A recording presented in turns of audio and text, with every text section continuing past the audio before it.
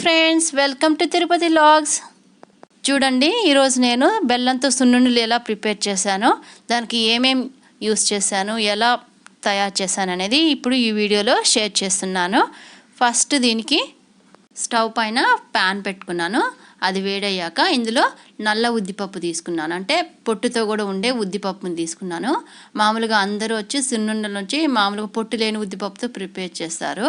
కాకపోతే నేనైతే ఇది హెల్తీ అనేసి, మా పొట్టు ఉన్నదైతే దీంట్లో అంత ఫైబర్ అంతా ఉంటుందనేసి నేను ఇవి తీసుకున్నాను. ఇది వచ్చి 1 కప్పు తీసుకొని ఇలా లో ఫ్లేమ్లో పెట్టుకొని ఫ్రై చేసుకుంటున్నాను. హై ఫ్లేమ్లో పెట్టుకున్నామంటే ఇది మాడిపోతుంది. ఈ పొట్టు ఉద్దిపప్పు వేయడానికి కొంచెం టైమే తీసుకుంటుంది, కొంచెం ఎక్కువసేపు పడుతుంది. మామూలు ఉద్దిపప్పు అయితే కొద్దిసేపు వేసి చాలు, అది వేగిపోతుంది. ఈ సున్నుండి ప్రిపేర్ చేయడానికి ఈ పొట్టు ఉద్దిపప్పుతో పాటు నేను పొట్టులోని ఉద్దిపప్పు కూడా తీసుకుంటున్నాను. సో దాన్ని కూడా దీంట్లో యాడ్ చేసి ఫ్రై చేసుకోవచ్చు. కాకపోతే ఏమవుతుందంటే అది తక్కువ టైం తీసుకుంటుంది. సో రెండు కలిపి ఒకేసారి వేయించడం వల్ల ఏమవుతుందంటే అదైతే మాడిపోతుంది, ఇదేమో సరిగ్గా వేగదు. అందుకని నేను సపరేట్గా ఫ్రై చేసుకుంటున్నాను. ఈ ఉద్దిపప్పు అనేది కొంచెం వేగాక మంచి స్మెల్ వస్తూ ఉంటుంది. సో అదేవిధంగా ఇంకా బాగా వేయించుకోవాలి.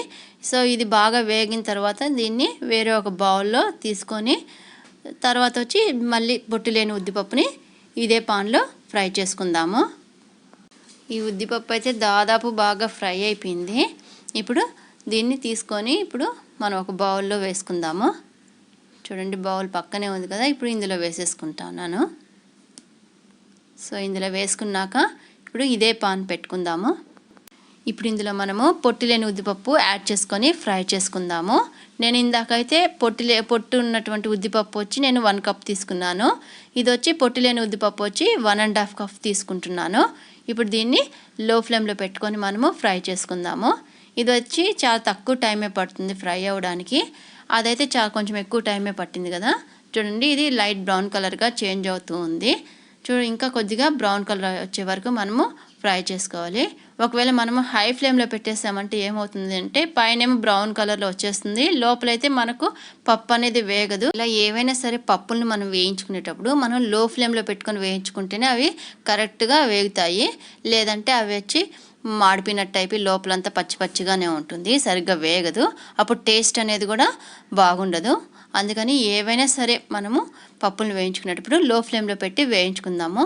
చూడండి, కలర్ కూడా ఇక్కడ బాగా చేంజ్ అవుతూ ఉంది, బ్రౌన్ కలర్లోకి వచ్చేస్తుంది కదా. ఇంకొద్దిసేపు వేయించామంటే సరిపోతుంది. సో బ్రౌన్ కలర్ వచ్చేసిన తర్వాత దీన్ని మనము బౌల్లోకి తీసుకుందాము. చూడండి, ఒట్టు ఉద్దిపప్పు ఇలా ఆరిపోయిన తర్వాత మనం కొద్దిగా తీసుకొని నోట్లో వేసుకున్నామంటే కటుక్కనే సౌండ్ వస్తుంది. ఆ విధంగా సౌండ్ వచ్చిందంటే ఇవి బాగా వేగిపోయాయని అర్థము. ఈ పొట్టు లేని ఉద్దిపప్పు కూడా బాగా వేగిపోవచ్చింది. ఇప్పుడు ఇందులో మనము కొద్దిగా బియ్యం యాడ్ చేసుకుందాము. సో ఎందుకంటే మనం సున్నుండలు తినేటప్పుడు అవి మనకు నోట్లో అతుక్కుంటాయి కదా, ఆ పౌడర్ అనేది. సో ఆ విధంగా అతుక్కోకుండా ఉండడానికి మనము బియ్యం అనేది యాడ్ చేసుకోవాలి. నేనైతే బాయిల్డ్ రైస్ని యాడ్ చేసుకున్నాను, అంటే ఉప్పుడు బియ్యం ఉంటుంది కదా, అది యాడ్ చేసుకున్నాను. మామూలు పచ్చి బియ్యం కూడా యాడ్ చేసుకోవచ్చు. ఈ బియ్యం అనేది మనం యాడ్ చేసుకోవడం వల్ల ఏమవుతుందంటే ఆ విధంగా పళ్ళకి మనకి నోటికంతా అతుక్కోకుండా ఉంటుంది.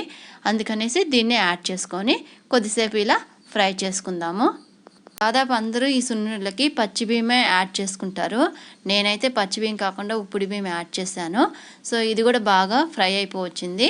సో దీన్ని మనం ఇప్పుడు స్టవ్ కట్టేసుకొని దీన్ని కొద్దిగా ఆరబెట్టుకుందాము.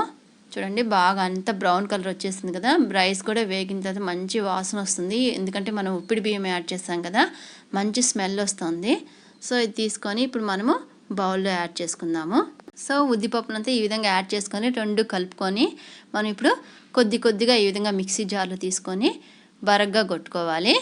అంటే బరగ్గా కొట్టుకుంటేనే మనకు నోటికి అతుక్కోకుండా వస్తుంది. నున్న కొట్టుకున్నామంటే నోటికంతా అతికిపోతుంది. ఇప్పుడు దీన్ని మిక్సీ కొట్టుకుందాము. మిక్సీ పట్టుకున్నాక పిండి ఈ విధంగా తీసుకోవాలి. చూడండి, ఈ విధంగా బరగ్గా కొట్టుకోవాలి. ఇప్పుడు దీన్ని మనకి ఎంత కావాలో అంత ఒక ప్లేట్లో తీసుకుందాము. తీసుకొని ఇప్పుడు ఇందులో మనము బెల్లం అనేది యాడ్ చేసుకుందాము. నా దగ్గర వచ్చి ఇది బెల్లం పౌడర్ ఉంది. చూడండి, దీంట్లో వచ్చి పెస్టిసైడ్ ఫ్రీ అని ఇచ్చారు, అంటే న్యాచురల్ అనేసి అంటున్నారు, కానీ మనకు తెలియదు అది ఎంతవరకు నిజం అనేసి.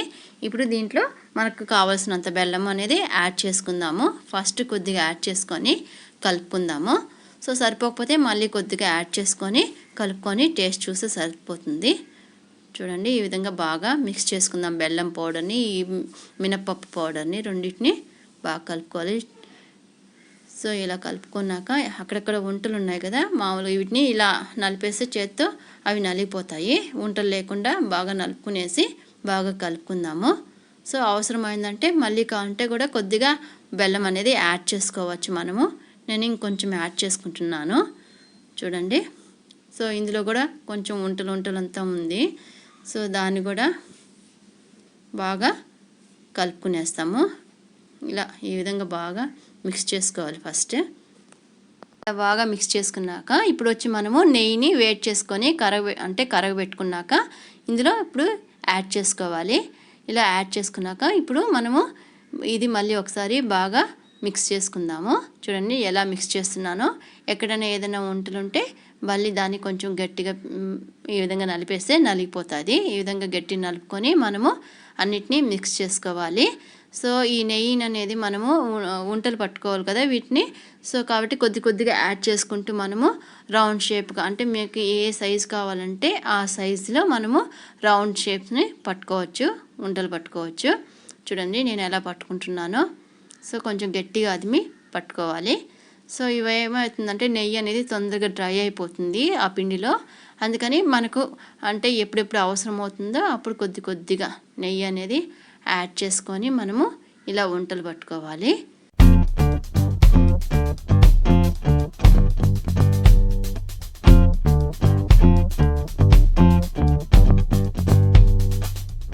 ఈ విధంగా పిండినంతా కూడా మనము రౌండ్ షేప్లో చేసుకొని సున్నులను ప్రిపేర్ చేసుకోవాలి.